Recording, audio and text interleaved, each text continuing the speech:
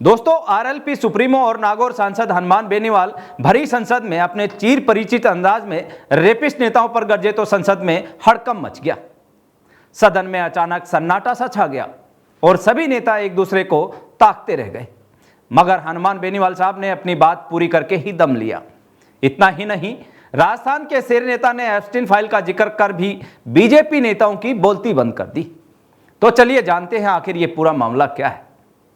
दोस्तों, आप देख रहे हैं जागो इंडिया जागो और मैं हूं आपके साथ भूप सिंह। लोकसभा के भीतर आज जो हुआ उसने पूरे देश को हिलाकर रख दिया। महिला आरक्षण बिल पर चर्चा चल रही थी, सत्ता पक्ष अपनी पीठ थपथपा रहा था, लेकिन तभी बारी आई राजस्थान के शेर आरएलपी के प्रमुख हनुमान बेनीवाल की। बेनीवाल ने सदन में पटल पर ऐसी बातें कह दी कि बीजेपी खेमे में सन्नाटा पसर गया। उन्होंने किसी का नाम लिए बिना बीजेपी के भीतर बैठे उन चेहरों की पोल खोल दी जिनके ऊपर संगीन आरोप लगे हैं। बेनीवाल ने सीधे कहा, बीजेपी महिलाओं की हितैषी बनने का ढोंग कर रही है, जबकि उनके खुद के कुनबे में रेपिस्ट और यौन शोषण के आरोपी बैठे हैं। आखिर क्या है वो एप्स्टीन फाइल का मामला जिसका जिक्र हनुमान बेनीवाल ने सदन में किया। आज हम बेनीवाल के उस भाषण का एक एक शब्द डिकोड करेंगे जिसने दिल्ली की सियासत में हड़कंप मचा दिया। बेनीवाल का सीधा वार, पहलवान बेटियों को भी नहीं छोड़ा। हनुमान बेनीवाल ने सदन में अपनी बात की शुरुआत तो समर्थन से की, लेकिन उसके बाद जो प्रहार किया वो सीधा था। बेनीवाल ने कहा, मैं महिला आरक्षण बिल के खिलाफ नहीं हूं, मेरी पार्टी महिलाओं को सम्मान देने की पक्षधर है। लेकिन आप कौन से महिला सम्मान की बात करते हो? उन्होंने बीजेपी सांसद निशिकांत दुबे की तरफ इशारा करते हुए कहा कि आपके यहां तो ऐसे ऐसे लोग बैठे हैं जिन्होंने हमारी पहलवान बेटियों तक को नहीं छोड़ा। उन्होंने सीधे तौर पर महिला खिलाड़ियों के साथ हुए यौन शोषण के मुद्दे को फिर से जिंदा कर दिया। बेनीवाल ने ललकारते हुए कहा कि अगर बीजेपी वाकई महिलाओं को सम्मान करती है तो आज वो नेता पार्टी से बाहर होते, सदन के भीतर नहीं बैठे होते। लेकिन बात यही नहीं रुकी। बेनीवाल ने एक ऐसा नाम लिया जिसने सदन में सभापति को भी टोकने पर मजबूर कर दिया। वो नाम था एप्स्टीन फाइल। बेनीवाल ने दावा किया कि उस कुख्यात फाइल में बीजेपी के एक मंत्री का नाम भी शामिल है। हालांकि सभापति ने इसे रिकॉर्ड करने से मना कर दिया, लेकिन बेनीवाल ने जनता के बीच ये सवाल छोड़ दिया है, आरक्षण में छल कपट का आरोप। महिला आरक्षण बिल के साथ साथ बेनीवाल ने परिसीमन विधेयक 2026 की भी बखियां उधेड़ दी। उन्होंने इसे मनमाना और छल कपट से भरा बताया।